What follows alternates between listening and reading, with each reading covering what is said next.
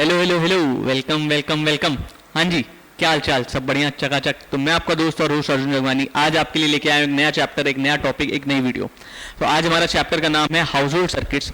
तो house hold circuits तो अब तुम्हारे सबके घर में हाउस होल्ड सर्किट्स का मतलब ये है कि जो तुम्हारे घर में जो सर्किट्स हैं उनके बारे में जो है उसके बारे में स्टडी करनी है हमें। तो ये चैप्टर ऐसा है जो बहुत बेसिक है, बहुत ज़्यादा इसमें टाइम देने वाला भी नहीं है, बहुत ज़्यादा टाइम देना मैं प्रेफर करूंगा भी नहीं, ठीक। और ना ही तो मैं सजेस्ट करूंगा कि बहुत ज़्यादा टाइम दो इस पे बहुत जितना रिक्वायर्ड है उतना ही रखो। बहुत ज़्यादा इसको डेप्थ में जाने की भी ज़रूरत नहीं है, बहुत ज़्यादा डेप्थ में तुम्हारी बुक में दिया भी नहीं हुआ है, तुम्हारे सिलेबस में बहुत ज़्यादा डेप्थ में है भी नहीं। ना ही इस चैप्टर में बहुत ज़्यादा कुछ थ्योरी ना ही इसमें बहुत ज़्यादा कुछ न्यूमेरिकल है, ना ही कोई बहुत ज़्यादा कॉन्सेप्चुअल क्वेश्चंस हैं। इसमें मोस्टली थ्योरी है, थ्योरी एकदम पढ़ने वाली थ्योरी, जो बेसिक डेफिनेशन टाइप्स होती हैं वैसी चीज़ें हैं। एडवांटेजेस, डिसएडवांटेजेस, ये फ्यूज क्या होता है, एमसीबी क्या होती है, ये सब क्या होता है, लाइक प्रॉपर डिफाइन करने वाली चीज़ें हैं, ठीक। और थोड़ा बहुत है लाइक वो चीज़ें जो जितनी चीज़ें नीडेड है, जितनी चीज़ें सफिशिएंट हैं उतना बता दूंगा, और जितना बता दे रहा हूं अगर तुमने उतना कर लिया तो हाउस होल्ड सर्किट्स वाले चैप्टर में मेरे ख्याल से तुम्हें कोई और दिक्कत आएगी ही नहीं, ठीक। जितना आज बता दे रहा हूं सिर्फ उतना ही कर लोगे, और मेरा एम यही रहेगा कि like short span of time में तुम्हें ज़्यादा से ज़्यादा चीज़ें, ज़्यादा से ज़्यादा कंटेंट डिलीवर कर सकूं, तुम्हें ज़्यादा से ज़्यादा चीज़ें बता सकूं, ठीक, ताकि तुम्हारा टाइम भी बचे, तुम्हारा कोर्स भी पूरा हो, तुम्हारा क्या बोलते हैं, जो भी तुम्हारा जो तुम पढ़ने का एक फ्लो बना रहे हो वो भी तुम्हारा मेंटेन रहे, क्योंकि बहुत ज़्यादा टाइम हो जाता है तो तुम वो चीज़ें छूट जाती हैं, ठीक। तो on that note let's begin. तो हमारा जो चैप्टर है household circuits, household circuit में सबसे पहले transmission of power generating from station to the consumer. अब देखो, जो पावर है वो पावर स्टेशन से जनरेट होती है तब तुम्हारे घर तक पहुंचती है। तुम्हारे घर तक कैसे पहुंचती है ये एक आइडिया मालूम होना चाहिए, ये एक ब्लॉक डायग्राम मालूम होना चाहिए, क्योंकि ये ब्लॉक डायग्राम पूछ लेते हैं, ठीक। तो इसलिए ये ब्लॉक डायग्राम मालूम होना चाहिए। यहाँ पे एक ब्लॉक डायग्राम बना रखा है मैंने, तो अभी पहले समझते हैं क्या है। At the generating station, the electric power is generated at 11 kilowatt. Because the voltage higher than the 11 kilowatt causes insulation difficulties, while generating station at voltage lower than 11 kilowatt involves a very high current. ठीक. The power from the generating station is transmitted to the consumer over long distances, not at 11 kilowatt but at a voltage higher than 11 kilowatt, so that to reduce the loss of energy in the form of heat in the wires. ठीक। तो अब देखो क्या हुआ है यहाँ पे बहुत सारी चीजें, यहाँ पे जितनी चीजें मैंने लिखी उतनी तो मालूम होनी चाहिए, अगर ये सब पूछ ली जाए कि जनरेटिंग स्टेशन पे पावर कितने किलोवाट पे जनरेट होती है। जनरेटिंग स्टेशन पे पावर जो है 11 किलोवाट पे जनरेट होती है, ठीक। और क्यों जनरेट होती है ये भी लिख दिया है कि अगर बाय चांस गिव रीजंस में आ जाए, कि पूछ लिया जाए गिव रीजंस में कि 11 किलोवाट पे क्यों होती है, हायर देन 11 किलोवाट या लोअर देन 11 किलोवाट पे क्यों नहीं होती। तो अगर हायर देन 11 किलोवाट पे जाओगे तो इंसुलेशन डिफिकल्टीज अराइज होंगी, and if you will go lower than 11 kilowatt तो वेरी हाई करंट हो जाएगा, जिसको मेंटेन करना वुड बी वेरी डिफिकल्ट। तो वेरी हाई करंट ये हमारा हो जाएगा, इस वजह से 11 किलोवाट से नीचे नहीं जाते, ठीक। फिर the power from generating station is transmitted to the consumer. अब कंज्यूमर को ये 11 किलोवाट पे ट्रांसफर नहीं होती, देखो मतलब समझ लो, जो जनरेट हो रही है 11 किलोवाट पे, बट ट्रांसफर हो रही है उससे हायर पे, ठीक, ग्रेटर देन 11 किलोवाट। तो 11 किलोवाट से बड़े किलोवाट पे क्या बोलते हैं, किलोवोल्ट, सॉरी किलोवाट नहीं, बहुत बार किलोवाट बोल, किलोवोल्ट, ठीक। तो generating station transmitted over the long distance not at 11 kilovolt but at a voltage higher than 11 kilovolt, so as to reduce the loss of energy। अब 11 kilovolt से higher क्यों होता है, क्योंकि loss of energy reduce करने के लिए in the form of heats, ठीक, ताकि हम अगर long distances पे travel कराएं तो हमारा energy loss ना हो, ठीक। एनर्जी लॉस होगा तो फिर वो हम जितना सप्लाई करना चाह रहे उतनी सप्लाई नहीं कर पाएंगे, हमारी एनर्जी लूज हो जाएगी। इलेक्ट्रिकल एनर्जी की बात हो रही है यहाँ पे। तो देखो यहाँ पे एक ब्लॉक डायग्राम है जिसको तुम बना सकते हो, और बनाओगे तो तुम्हें नंबर मिलेंगे अच्छे खासे, ठीक। और कभी कभी डायरेक्ट डायग्राम ही पूछ लेते हैं, ठीक। तो power generating at station at 11 kilowatt, इसको थोड़ा जूम कर दे रहा हूं ताकि इस डायग्राम पे ध्यान रहे, ठीक। हाँ, तो पावर जनरेटिंग स्टेशन पे 11 किलोवाट पे जनरेट हुई, 11 किलोवोल्ट पे जनरेट हुई, सॉरी, ठीक, फिर वहां से गई कहां पे, ग्रिड सबस्टेशन। तो यहां पे जो तुम्हारा वोल्टेज था उसे स्टेप अप कर दिया गया। स्टेप अप मतलब ट्रांसफॉर्मर्स पढ़ रखा होगा तुमने, अगर नहीं पढ़ रखा तो अभी आगे पढ़ाऊंगा, ठीक है मेरे ख्याल से। अच्छा हाँ, इलेक्ट्रोमैग्नेटिक इंडक्शन में ट्रांसफॉर्मर्स आगे तुम पढ़ोगे, अभी जब हम इलेक्ट्रोमैग्नेटिक इंडक्शन या तुम्हारा चैप्टर अगला वाला जो चैप्टर है उसे पढ़ेंगे इलेक्ट्रोमैग्नेटिज्म, उसमें आएगा, ठीक। तो वहां पे ये स्टेप अप ट्रांसफॉर्मर्स वगैरह पढ़ेंगे हम। तो बेसिकली क्या किया, ये जो 11 किलो वोल्ट था इसको हमने अपग्रेड कर दिया, इसको हमने हायर वोल्टेज में कन्वर्ट कर दिया। तो हायर वोल्टेज कितना, 132 किलो वोल्ट पे ग्रिड सबस्टेशन पे ट्रांसफर किया, ठीक। ये मेन जनरेटिंग स्टेशन से ग्रिड सबस्टेशन पे गया, ग्रिड सबस्टेशन से कहां गया, मेन सबस्टेशन, ठीक है। मतलब ऐसा होता है ना, कोई मेन पावर सोर्स, कोई यहाँ कोई जनरेटिंग स्टेशन है, अब इससे अलग अलग ग्रिड सबस्टेशंस पे गया, ठीक, ठीक है। अब इससे कहां कहां गया, इससे अपने अपने कोई मेन सबस्टेशन पे गया, ठीक। इनका कोई मेन सबस्टेशन था, ठीक, ऐसे इन सबके कोई ना कोई मेन सबस्टेशन होंगे, ठीक। फिर मेन सबस्टेशन से कहां गया, इंटरमीडिएट सबस्टेशन पे गया होगा, यहां पे कोई इंटरमीडिएट सबस्टेशन होगा, ठीक। इंटरमीडिएट सबस्टेशन से कहां गया होगा, सिटी सबस्टेशन पे, ठीक। ऐसे लाइक जो इलेक्ट्रिसिटी सप्लाई होती है वो बहुत अलग अलग फेजेस में ट्रैवल होके आती है, तुम्हारे घर पे डायरेक्ट नहीं आती, ठीक है। मतलब जहां से इलेक्ट्रिसिटी जनरेट हो रही है वहां से डायरेक्ट तुम्हारे घर पे नहीं आती, बहुत बीच में बहुत सारे फेजेस होते हैं, ठीक। तो ऐसा है कि लाइक सिटी का एक सबस्टेशन होगा, फिर उससे बड़े जो एक रीजन का सबस्टेशन होगा, रीजन के बाद जो पूरा स्टेट है उसका सबस्टेशन, लाइक समझ लो अलग अलग उसका डिवाइडेड है, ठीक। तो वो तुम कभी ऐसे बुक में भी दिया हुआ है, बुक में थोड़ा और एक और डायग्राम दिया है, ठीक, थोड़ा ग्राफिकल डायग्राम है, उसको देखना, उसमें भी लिखा हुआ है। और तुम अगर नेट पे कहीं पे भी देखो तो तुम्हें पता चल जाएगा हायरार्की, ठीक। ये तो जस्ट एक आइडिया है कि power generating station 11 kilo volt पे हुई, फिर ग्रिड सबस्टेशन पे गए, फिर वहां से हम मेन सबस्टेशन पे गए, यहां से देखो वोल्ट डिक्रीज कर दिया गया, यहां पहले इंक्रीज करा गया, फिर यहां से फिर डिक्रीज कर दिया गया, फिर यहां से हम कहां गए, यहां से अगर देखो या तो हैवी इंडस्ट्री को चला जाएगा, जितने भी हैवी इंडस्ट्री जो हाई वोल्टेज पे ऑपरेट हो रहे हैं, लाइक हायर देन 220 वोल्ट, अपने घर वाले वोल्टेज से हाई वोल्टेज पे ऑपरेट हो रहे हैं, which is higher than 220 volt, तो वहां पे ये वोल्टेज सप्लाई हो जाएगा। अदरवाइज इंटरमीडिएट सबस्टेशंस पे चला जाएगा, which is further reduce to 11 kilo volt, and then यहां से लाइट इंडस्ट्री पे चला जाएगा, लाइक जो छोटी मोटी इंडस्ट्रीज हैं, लाइक हैवी इंडस्ट्रीज के कंपैरिजन में जो छोटी मोटी इंडस्ट्रीज हैं, तो उनको अगर वोल्टेज सप्लाई देनी होगी तो वहां तक चला जाएगा। फिर वहां से चला जाता है सिटी सबस्टेशन पे, तो और सिटी सबस्टेशन क्या करता है, 220 वोल्ट पे वोल्टेज गिराता है, सिटी सबस्टेशन 220 वोल्ट पे गिराता है, और 220 वोल्ट कहां पे जाता है, कंज्यूमर को, यानी तुम्हारे घर में, ठीक। तो तुम्हारे घर में कितना वोल्टेज आता है, 220 वोल्ट। जनरेट कितना हो रहा था, 11 किलो वोल्ट, और तुम्हारे पास कितना वोल्ट पहुंच रहा है, 220 वोल्ट, ठीक। तो मतलब ये बहुत अलग अलग फेज में डायरेक्ट ये वोल्टेज तुम्हारे घर में नहीं पहुंचेगा, इसको कहीं कहीं जगह हम इंक्रीज करेंगे अपनी नीड के अकॉर्डिंग, फिर कहीं कहीं जगह डिक्रीज भी करेंगे अपनी नीड के अकॉर्डिंग, तो that is how it works, बस इससे ज्यादा इसमें और कुछ नहीं। फिर आगे देखो, फिर है हाउस वायरिंग सिस्टम। हाँ, हाउस वायरिंग सिस्टम कैसा है, जो घर में बिजली की तार कैसे लगाई जाती है, ये है बेसिक।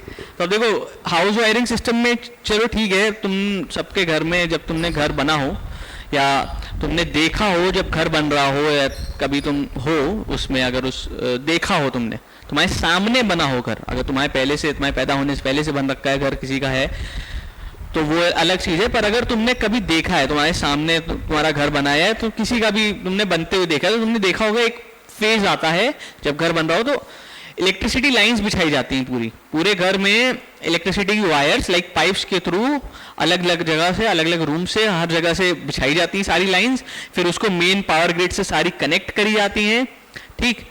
अलग अलग सॉकेट्स पे वो सारी लाइंस ओपन करी जाती हैं, और वो सारी सॉकेट लाइंस एक बार में फिर मेन पावर ग्रिड पे कनेक्ट करी जाती हैं। एक सेकेंड रुकना,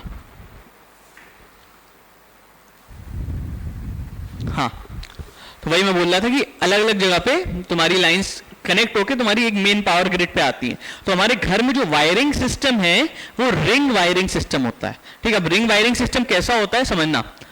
हाउस वायरिंग, हमारे घर में जो सिस्टम लगा होता है, जिस सिस्टम के अकॉर्डिंग हमारी घर में वायरिंग होती है, वो कैसी होती है, in this system we have a separate ring for each portion of the house In a portion, the wire starting from the distribution box run around all the rooms of the portion, then come back to the distribution box, thus forming a ring. मतलब जो distribution box होता है, जो तुम्हारी घर में जो distribution box लगा हुआ है, जो जहाँ पे मीटर और वो सब पूरा distribution box है मेन, ठीक, तो वहाँ से लाइंस शुरू होती है और पूरे घर में सारे अप्लायंसेस से कनेक्ट होके, सब जगह सॉकेट से कनेक्ट होके घूम के वापस वो डिस्ट्रीब्यूशन बॉक्स में ही आती है लाइंस, ठीक। तो वो इनकमिंग एंड आउटगोइंग लाइंस है पूरी, वो एक पूरा सर्कल फॉर्म करती है, पूरा रिंग फॉर्म करती हैं, ठीक। तो देखो ऐसा होता है कुछ, एक आइडिया, जनरल आइडिया दे रहा है, हालांकि मैं ये गारंटी नहीं दे रहा इससे तुम्हें एग्जैक्ट एकदम समझ में आएगा, क्योंकि वो एक्चुअल में जो रिंग सिस्टम है, जो रिंग जो तुम्हारे घर में वायरिंग रिंग सिस्टम है, थोड़ा कॉम्प्लेक्स है देखने में, पर इससे एक बेसिक आइडिया लग जाएगा कि क्या होता है। ये जो मेन फ्यूज बॉक्स होता है, ठीक, ये जो मेन डिस्ट्रीब्यूशन बॉक्स लगा है तुम्हारे घर में, यहाँ पे 3 वायर आती है, लाइव, न्यूट्रल, अर्थ, ठीक।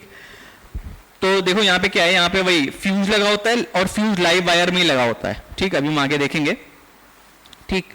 तो यहाँ पे ये 3 वायर आ रही, लाइव, न्यूट्रल, अर्थ, ठीक। और ये देखो एक पूरा रिंग सा बना है, लाइव वायर है ये पूरी, ठीक, ये न्यूट्रल वायर है, ठीक, और ये अर्थ वायर है, ठीक। सबको अलग अलग उससे बना दे रहा हूं ताकि एक आइडेंटिफिकेशन रहे, ठीक।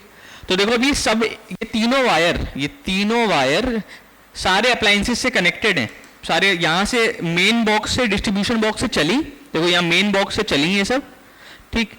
ये इस अप्लायंस से कनेक्ट हुई, लैंप से कनेक्ट हुई, ये तीनों वायर सॉकेट से कनेक्ट हुई, जो तुम्हारे घर में अलग अलग सॉकेट्स लगे हैं हर जगह, जहाँ पे तुम अपना चार्जर लगाते हो, लैपटॉप लगाते हो, डेस्कटॉप लगाते हो, जो भी तुमने अलग अलग सॉकेट्स पे, ठीक है, सॉकेट्स कनेक्टेड है, सॉकेट से ये वायर्स कनेक्टेड है, ठीक। अब यहाँ पे तुम प्लग लगाओगे तो फिर वो तुम्हारे में इलेक्ट्रिसिटी फ्लो होगी, तुम्हारे जो भी अप्लायंस होगा, ठीक। तो अलग अलग सॉकेट से कनेक्टेड है, फिर अलग अलग तुम्हारे किससे मान लेते हैं, स्विचेस से कनेक्टेड है, स्विचेस फैन से कनेक्टेड है, ठीक है। अलग अलग स्विचेस भी होते हैं ना हमारे इलेक्ट्रिक, लाइक जो हमारा घर होता है, रूम होता है, वहाँ बोर्ड होते हैं, स्विच बोर्ड होता है, स्विच बोर्ड में अलग अलग स्विचेस से भी तो कनेक्टेड है ये सारी लाइंस। तो ये सारी लाइंस अलग अलग स्विचेस से कनेक्टेड है, जो कि फर्दर हमारे घर की ट्यूबलाइट्स और फैन से कनेक्टेड है, ठीक। और ये फिर से वापस कनेक्ट होती है इसी से, लाइन से कनेक्ट हुई, और भी अदर अप्लायंस ले लो, फ्रिज ले लो, टीवी ले लो, वॉट एवर इट इज, अलग अलग जितने भी घर में बतेरे अप्लायंसेज हैं, ठीक, सब कनेक्टेड हुए इससे, ये पूरी, और ये पूरा घूम घाम के वापस कहाँ आया, डिस्ट्रीब्यूशन बॉक्स में ही कनेक्ट हुआ है, ठीक। तो ये, और यहाँ पे मेन फ्यूज बॉक्स होता है, यहाँ पे देखो घर में सबके यहाँ पे एक फ्यूज लगा होता है, या तो एक बड़ा सा फ्यूज लगा होगा या तो एमसीबी लगी होती है। अब तो एमसीबी ऑलमोस्ट हर घर में लगी हुई है, ठीक। तो एमसीबी लगी होती है, अब तो फ्यूज का टाइम चला गया, फ्यूज का जमाना चला गया, पर हाँ एमसीबी ही लगी होती है, ठीक। आगे एमसीबी क्या है वो भी देखेंगे, मिनिएचर सर्किट ब्रेकर होता है, ठीक। तो ये है रिंग सिस्टम। अब इसके एडवांटेजेस क्या हैं, इसके एडवांटेजेस हैं, advantages of ring system, this system is cost effective. पहला तो कॉस्ट इफेक्टिव है, ठीक, बहुत ज्यादा खर्चा नहीं हो रहा, लाइक एक ही वायरिंग वाले सिस्टम में हमारी सारी चीजें हो जा रही, ठीक। Each appliance has a separate fuse, her appliance के पास एक सेपरेट फ्यूज है, यहाँ देखो हर अप्लायंस के पास हम एक सेपरेट फ्यूज लगा सकते हैं, हमें मतलब एक जनरल फ्यूज लगाने की जरूरत नहीं, सेपरेटली हम अप्लायंस को फ्यूज दे सकते हैं। देखो लैंप के पास अलग फ्यूज लगा है, सॉकेट के पास अलग फ्यूज लगा है, ठीक, इसके फैन के पास भी अलग फ्यूज लगा है। फ्यूज लगाने का काम ये होता है, फ्यूज हमें तब हेल्प करता है, अभी आगे भी पढ़ोगे, आगे आगे है ये सब चीजें। फ्यूज तब होता है जब जैसे बहुत एक्सेसिव करंट फ्लो कर जाए, तो हमारे अप्लायंस को डैमेज होने से बचाने के लिए फ्यूज का हम इस्तेमाल करते हैं, ठीक। वो बेसिकली सर्किट को ब्रेक कर देता है, जैसे ही बहुत एक्सेस करंट फ्लो करता है तुम्हारे सर्किट से, और उस एक्सेस करंट से हमारा अप्लायंस खराब हो सकता है, तो उस अप्लायंस को खराब होने से बचाने के लिए हम फ्यूज लगाते हैं। फ्यूज फिर क्या होता है, बीच में वो सर्किट को ब्रेक कर देता है, ठीक, ऐसा होता है। तो इसलिए हर अप्लायंस, देखो लैंप को हम लैंप की सेफ्टी के लिए फ्यूज लगाए, सॉकेट की सेफ्टी के लिए फ्यूज लगाए, फैन की सेफ्टी के लिए फ्यूज लगाए, तो ये चीज है, ठीक,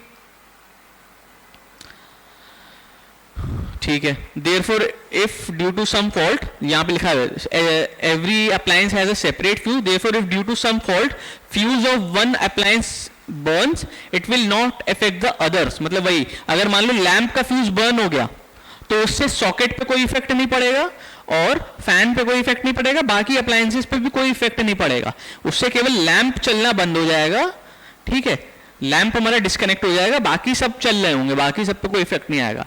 देखा होगा ना कभी घर में ऐसा शॉर्ट सर्किट होता है या कभी कुछ होता है ऐसा, एक्सेस करंट कहीं ना कहीं फ्लो कर जाए, तो कभी कभी कोई आइटम या कोई भी हमारा अप्लायंस फूक जाता है, ऐसा हम बोलते हैं ना ये फूक गया, ठीक, क्या बोलते हैं, प्रेस कर रहे थे, प्रेस फूक गई है, कुछ भी ऐसा कुछ, वाईफाई का प्लग फूक गया, ऐसा कुछ होता है ना, कभी अडेप्टर फूक जाता है, कभी कुछ होता है, ठीक, कभी एक्सेस करंट फ्लो हो जाए, शॉर्ट सर्किट टाइप हो जाए कुछ, ठीक। तो अब तुम देखा करो फिर केवल वही सॉकेट नहीं चल रहा था, लाइक जिस सॉकेट में मान लेते तुमने कोई अडेप्टर लगाया, वो अडेप्टर फॉल्टी था और तुमने जैसे ही लगाया और उसे स्विच ऑन किया, शॉर्ट सर्किट हुआ, शॉर्ट सर्किट कह लूँ, short circuit would be the wrong word, trip हुई लाइट, ठीक है, लाइट ट्रिप हुई, एक्सेस करंट फ्लो हुआ 1 सेकंड के लिए, लाइट थोड़ी ट्रिप हुई और वो फ्यूज हो गया एंड इन द सेंस कि वो जो तुम्हारा अप्लायंस था वो काम करना बंद हो गया। 1 सेकंड, हाँ, तो वही तुमने जैसे ही प्लग ऑन किया, अडेप्टर लगाया, प्लग ऑन किया, वो अडेप्टर काम करना, लाइक वो ट्रिप हुई लाइट और अडेप्टर काम करना बंद हो गया, वो सॉकेट फ्यूज हो गया। अब तुम उस सॉकेट में कोई भी अप्लायंस लगाओगे नहीं चल रहा, तो वो सॉकेट काम करना बंद हुआ है, पर उससे रिलेटेड घर में जितने भी सब चीजें हैं वो तो बंद करना, वो काम करना बंद नहीं हो रही है ना। तुम्हारे घर में फैन तो अभी भी चल रहा है ना, लाइट तो अभी भी चल रही है ना, पूरे घर की लाइट तो नहीं उड़ जाती ना, ठीक, लाइट उड़ जाएगी तब जब मेन फॉल्ट हो जाए, तब तो बहुत बड़ा कुछ फॉल्ट हो, तब ऐसे किसी एक अप्लायंस के फॉल्ट से पूरे घर की लाइट नहीं जाती ना। तो बस ये फायदा है रिंग सिस्टम का। फिर new line distribution box is not needed when a new appliance is needed to be connected. अब तुम खुद सोचो, तुम्हारे घर में सब कुछ ठीक है, सब लगा है, अब तुम्हें घर में एसी इंस्टॉल करानी थी, तो एसी इंस्टॉल कराने के लिए क्या डिस्ट्रीब्यूशन लाइन में नया सा तुम कुछ पूरा सा फिर से वायरिंग बिछाते हो? नहीं ना। नई टीवी लगानी हो तो क्या फिर से वायरिंग बिछाते हो पूरा एकदम स्टार्टिंग से, वो सब चीजें करते हो? नहीं ना, नहीं करते हो ना। एक और फ्रिज लगानी हो, 2 फ्रिजें लगानी हो समझ लो, ठीक है, तो क्या फिर से पूरी वायरिंग बिठाते हो? नहीं बिठाते हो ना। जो गिवन कनेक्शंस हैं उसी में से तुम वायरिंग निकालते हो और अप्लायंस में बिछाते हो, ठीक। हालांकि अब तो हम वो करते हैं कि हम पहले से स्लॉट्स दे रखते हैं, एसी का स्लॉट हमने पहले सिग्निफाई कर दिया, टीवी का स्लॉट दे दिया, ऐसे अलग अलग स्लॉट्स दे दिए। अगर इन स्लॉट्स के अलावा भी हमें कुछ एक्स्ट्रा ऐड कराना हो, ठीक है, कोई भी एक्स्ट्रा कुछ भी और ऐड करना हो, तो हम डिस्ट्रीब्यूशन बॉक्स से हम लाइंस निकाल के, लाइक वायर्स कनेक्ट करके, लाइंस निकलवा के, हमको अलग से कुछ और ज्यादा सेटअप नहीं करना पड़ेगा, अलग से लाइंस नहीं बिछानी पड़ेगी बहुत ज्यादा, ठीक। जितनी चीजें हैं हम उसमें से कनेक्ट करके हम लगा सकते हैं, ठीक, ये चीजें, ठीक। तो किसी नए अप्लायंस के लिए हमें अलग से लाइन नहीं लगानी पड़ेगी, अलग से कोई लाइन नहीं बिछानी पड़ेगी, अलग से कोई सिस्टम नहीं बिछाना पड़ेगा, ये डिस्ट्रीब्यूशन सिस्टम अलग से कोई नहीं बनाना पड़ेगा। इसी डिस्ट्रीब्यूशन सिस्टम में हम जितने अप्लायंस अपने मन से और ऐड करना चाहे हम ऐड कर सकते हैं। ये एक फायदा है, एडवांटेज है रिंग सिस्टम का, ठीक। तो ये था रिंग सिस्टम। आगे देखो, अब यहाँ पे घर में भी वही रिंग हाउस होल्ड वायरिंग की बात हो रही। Advantages of connecting appliances in parallel. अब घर में जितने भी अप्लायंसेज हैं सब पैरेलल में कनेक्टेड है, ऐसा नहीं कि सीरीज में लगा है, पैरेलल में सारे अप्लायंसेज पैरेलल में कनेक्टेड है। तो एडवांटेज क्या है? Each appliance gets connected to 220 volt supply for its normal working. हर अप्लायंस को कितना वोल्टेज मिल रहा है? 220 वोल्ट, जो कि मिलना भी चाहिए क्योंकि हर appliance is made to be work at 220 volt और हायर, लाइक 220 240 वोल्ट के लिए भी। लाइक तुम्हारा जो एसी है वो भी 220 240 वोल्ट पे वर्क करने के लिए बना है, तुम्हारी जो टीवी है वो भी 220 240 वोल्ट पे वर्क करने को बनी है, तुम्हारी जो फ्रिज है वो भी 220 240 वोल्ट पे वर्क करने को बनी है। अब ऐसा सोचो, अगर एसी को 220 वोल्ट मिल रहा है, टीवी को 110 वोल्ट मिल रहा है, तो कैसे चलेगा? नहीं चल पाएगा ना, ठीक। तो वही चीज है, तो सबको 220 वोल्ट मिलना चाहिए, इसलिए सबको पैरेलल में लगाया जाता है क्योंकि पैरेलल में वोल्टेज सेम रहता है। Each appliance operates independently without being affected whether the other appliance is operated or not। मतलब वही कि अगर हम किसी एक अप्लायंस को बंद कर दे तो उससे दूसरे अप्लायंस को फर्क नहीं पड़ता है। तो सोचो एसी बंद कर दो, क्या टीवी बंद हो जाती? नहीं ना। टीवी तुम चलाओ या टीवी बंद कर दो, एसी ऑन रखो तो भी कोई दिक्कत नहीं है, दोनों ऑन रखो कोई मतलब नहीं, दोनों इंडिपेंडेंटली वर्क करते हैं। ऐसा तो नहीं ना कि तुम्हारी टीवी बंद करी एसी बंद हो गई, ऐसा नहीं होता ना। तो वही चीज है, ये एडवांटेज है, पैरेलल में लगे, ये इसी चीज का एडवांटेज है। और अगर हम उसे सीरीज में लगा देते, अगर तुम कहो कि नहीं सर मैं सीरीज में लगाऊंगा अप्लायंसेस को, तो सीरीज में लगाने से क्या होगा? Voltage gets divided and each appliance does not get the rated voltage. हर अप्लायंस को अपना रेटेड वोल्टेज नहीं मिलता, जो कि मैं बता रहा था। On connecting more appliance resistance will increase. Series में क्या होगा? रेजिस्टेंस इंक्रीज होगा, हमने पढ़ रखा है सीरीज कॉम्बिनेशन, करंट इलेक्ट्रिसिटी में ही पढ़ा था। सीरीज में रेजिस्टेंस इंक्रीज होता है, ठीक, तो रेजिस्टेंस इंक्रीज होगा मतलब it will reduce the current, current कम हो जाएगा। If one appliance is switch off other appliance will also not operate, ठीक। सीरीज में क्या होगा भाई, सीरीज में अगर तुम्हारे कनेक्टेड हैं, ये ऐसे कनेक्टेड है, ये एक अप्लायंस, ये दूसरा अप्लायंस, ये तीसरा अप्लायंस, तुमने कोई एक भी स्विच ऑफ किया, ठीक, ये बाकी दो का कनेक्शन भी टूट गया, तो ये सब काम करना बंद हो जाएंगे, ठीक। तो ये डिसएडवांटेज है हमारा सीरीज में लगाने का, तो इसलिए सीरीज में नहीं लगाते हैं, पैरेलल में लगाते हैं। Some essential components of house wiring system, वही सब जो मैंने बताया। पहला है फ्यूज। फ्यूज क्या है? Electric fuse is a safety device, safety device है। It is used to limit the current in an electric circuit. The use of fuse is a safeguards the circuits and appliances from being damaged, ठीक। तो वही चीज मैंने बताया कि fuse किस लिए होता है, एक सेफ्टी डिवाइस होता है हमारे अप्लायंस को डैमेज से बचाने के लिए, ठीक, एक सेफ्टी डिवाइस है और कुछ नहीं, ठीक। इसका प्रिंसिपल क्या होता है, लाइक किस बेसिस पे हम फ्यूज को यूज करते हैं, फ्यूज को कैसे, लाइक क्या प्रिंसिपल होता है?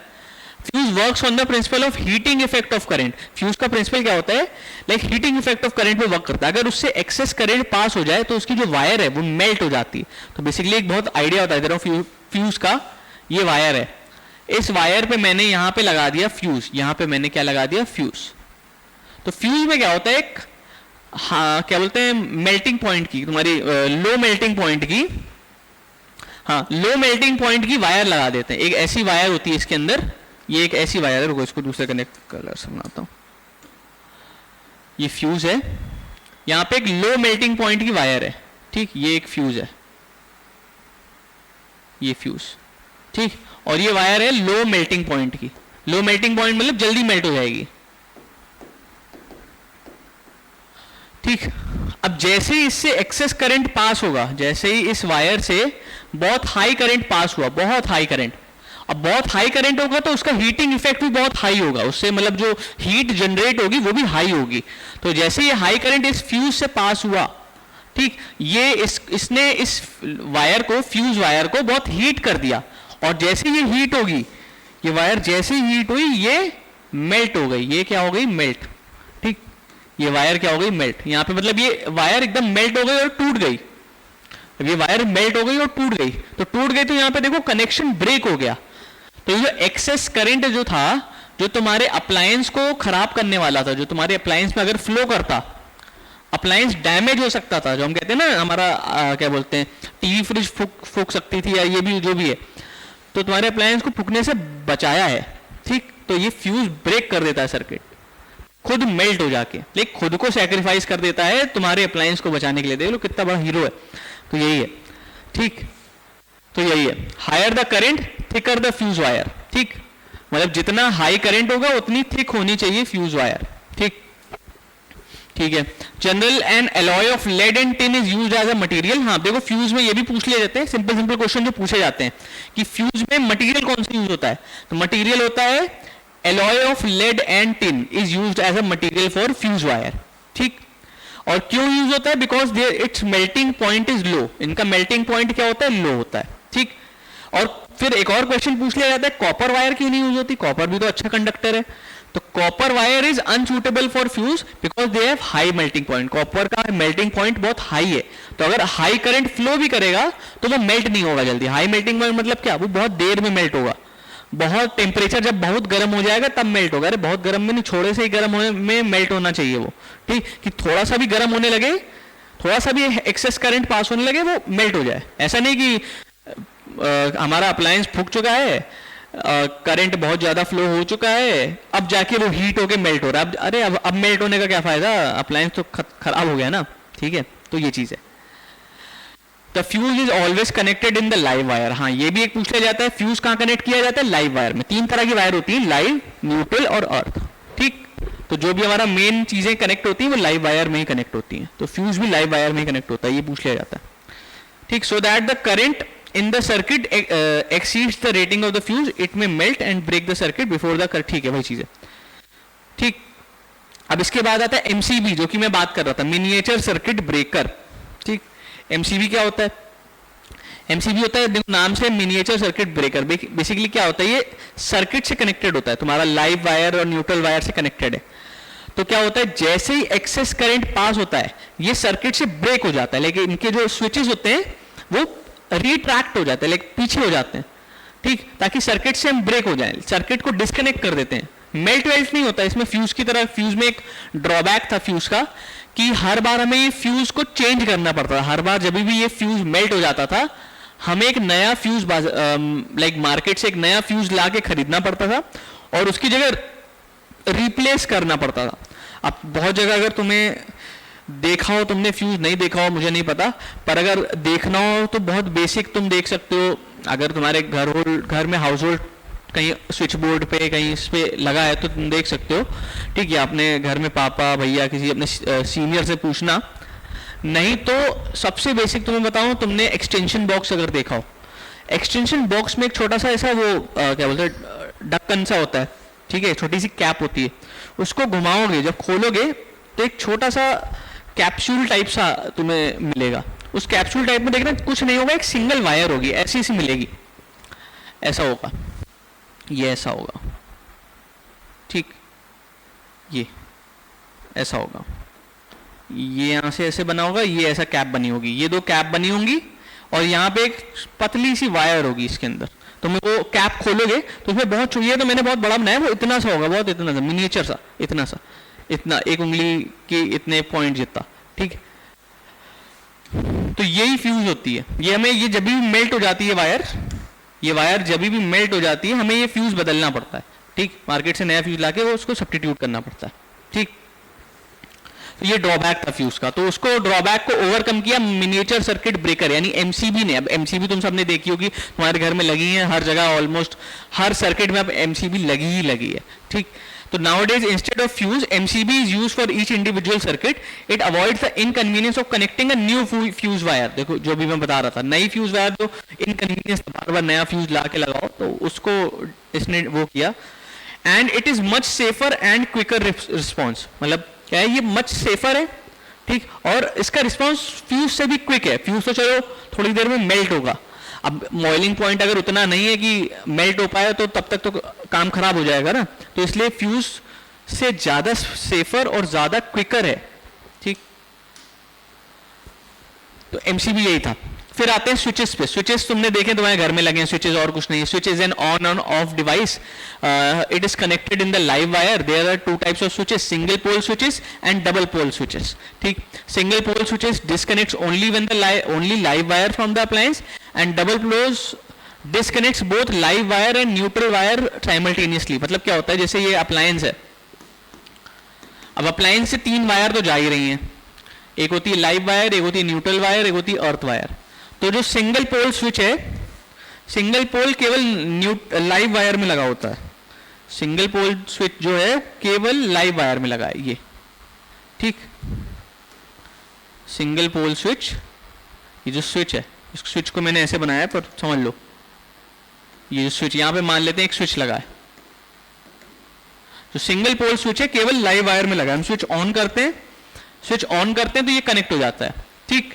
तो जैसे हमने ऑन किया ये कनेक्ट हो गया और सर्किट कंप्लीट हो गया, ठीक। अब हमें डिस्कनेक्ट करना है तो हम स्विच ऑफ कर देंगे, हमने स्विच ऑफ किया और ये डिस्कनेक्ट हो गया, ठीक। ये लाइव वायर में लगा है। डबल स्विच क्या लगा होता है, लाइव वायर और न्यूट्रल वायर दोनों में लगा होता है, ठीक। ये लाइव वायर में भी लगा होता है, न्यूट्रल वायर में भी लगा होता है, लाइक दोनों को साइमल्टेनियसली ये डिस्कनेक्ट करता है। तुमने ऑन किया तो दोनों में ऑन हो गया, तुमने ऑफ किया तो दोनों में ऑफ हो गया, ठीक। तो वो डबल में एक साथ ऑन और एक साथ ऑफ होता है, ठीक। ये होते हैं। बाकी अब आता है अर्थिंग। अर्थिंग क्या होता है, दो तरह की अर्थिंग होती है, लोकल अर्थिंग और earthing of an appliance. Local earthing क्या होता है, it is done in the house near the KWH meter, जो हमारा मीटर होता है घर में, उसके पास करी जाती है। When some excess current flows through the line wires, it will pass through the earth wire if there is local earthing, otherwise the lines wire may get overheated and may cause a fire. देखो क्या है, earthing क्या होती है, जब भी बहुत excessive current flow करता है, ठीक।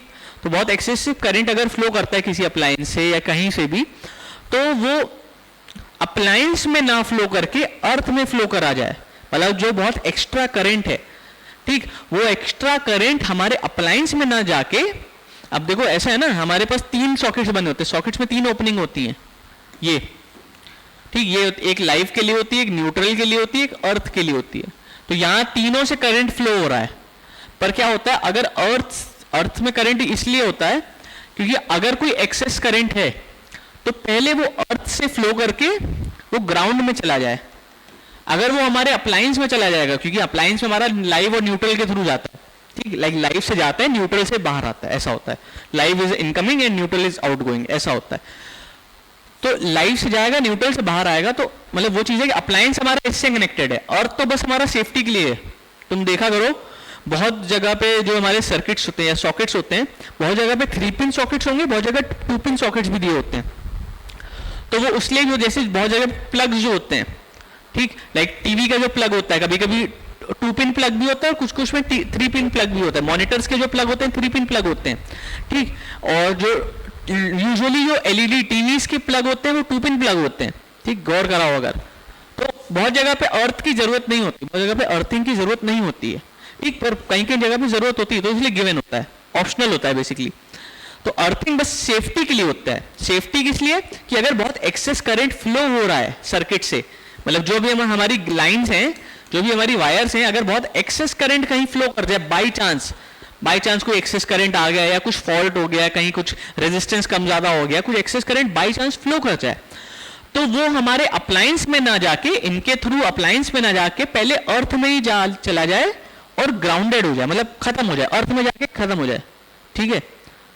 तो वो इसलिए होता है अर्थिंग, ठीक, कि हमारे अप्लायंस बच गया, जो हमारा जो डिवाइस था वो बच गया, उसको कुछ खराबी नहीं हुई, क्योंकि एक्सेस करंट जाएगा तो डिवाइस खराब हो जाएगा, ठीक।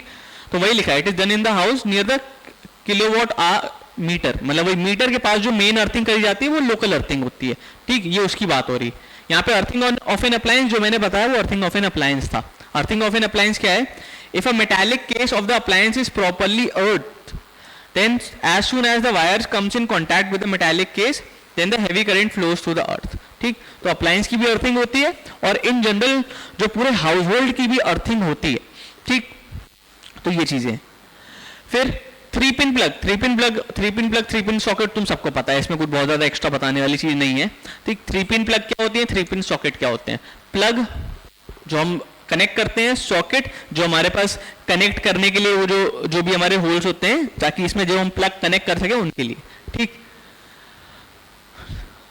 देखो अब जो टॉप पिन होती है वो होती है अर्थिंग के लिए, ठीक। The pin on the left is for live and pin on the right is for neutral. अब देखो ये 3 पिन प्लग की बात हो रही, जो टॉप वाली पिन है ये अर्थिंग के लिए, ठीक, और जो लेफ्ट वाली पिन है वो लाइव वायर के लिए, ठीक, और जो राइट वाली पिन है वो न्यूट्रल के लिए, ठीक।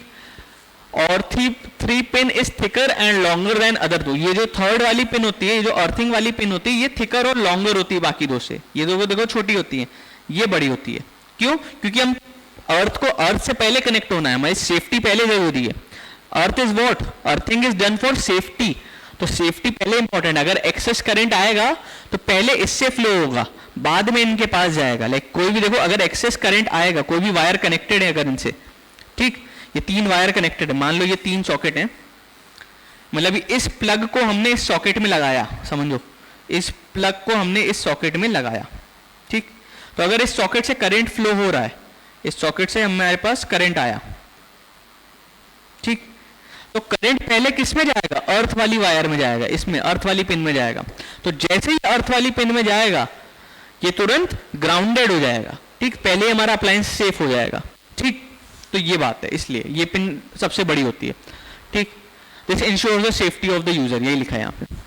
The upper bigger hole in the socket is for earth connection, ये जो अपर बिगर होल है it is for earth connection, while the hole in the right is for live and the hole in the left is for neutral, ठीक। ये चीजें ये diagram याद रखना, बनाना पड़ सकता है इसलिए बता रहा हूं, ठीक। अब कलर कोडिंग ऑफ वायर्स, ये कलर कोडिंग समझ लो, कलर कोडिंग याद रखो, तो यही क्योंकि पूछ ली जाती है कि लाइव वायर की कलर कोडिंग क्या है, न्यूट्रल वायर की कलर कोडिंग क्या है और अर्थ वायर की कलर कोडिंग क्या है। लाइक कोई भी अप्लायंस आएगा, तुम एसी लोगे, फ्रिज लोगे, कुछ लोगे, तो उसमें वायर्स तुम्हारी ऐसे अलग अलग कलर की आएंगी। तो तुम्हें हाउस होल्ड वाले जो सर्किट में सही कनेक्शन अगर लगाना है तो तुम्हें सबका कलर मालूम होना चाहिए कि कौन से कलर की वायर क्या डिनोट कर रही है। लाइव वायर कौन से कलर की है, न्यूट्रल वायर कौन से कलर की है, अर्थ वायर कौन से कलर की है। अगर उल्टा सुल्टा कनेक्शन लगा दोगे तो फिर तो काम तमाम हो जाएगा, ठीक है, ठीक, फिर तो हैप्पी दिवाली हो जाएगी। तो हैप्पी दिवाली ना हो इसलिए यही करना है हमें, कलर कोडिंग याद रखनी है। तो कलर कोडिंग क्या है, ये विजिबल है, नहीं ये विजिबल है, ये तो बिल्कुल ही नहीं, ये विजिबल है, हाँ much better. Colour coding of wire, ठीक, live wire, neutral wire, earth wire. देखो ओल्ड कन्वेंशन क्या था, ओल्ड कन्वेंशन था कि red for live wire, black for neutral wire and green for earth wire. ये ओल्ड था, ओल्ड भूल जाओ। मेरा सजेशन है कि न्यू वाला याद रखो, क्योंकि आज अब आगे देखोगे तो तुम्हारे लिए यही इसी कन्वेंशन के हिसाब से तुम्हारी जो वायर्स होंगी इसी कन्वेंशन के हिसाब से बनेंगी, ठीक। और तुम्हें जानना भी ये जरूरी है, ये इतना जरूरी नहीं। तो लाइव वायर आज कौन से कलर में आती है, ब्राउन कलर में। न्यूट्रल वायर कौन से कलर में आती है, लाइट ब्लू कलर में। और अर्थ वायर कौन से कलर में आती है, ग्रीन या येलो कलर में, ठीक।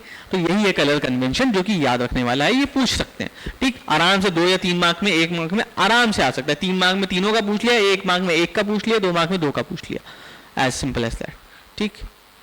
तो यहीं तक थी हमारी कहानी हाउस होल्ड सर्किट्स की। मेरे ख्याल से हाउस होल्ड सर्किट्स समझ में आया होगा, बहुत ज्यादा इसमें कुछ नहीं है, सच बता रहा हूँ, ठीक।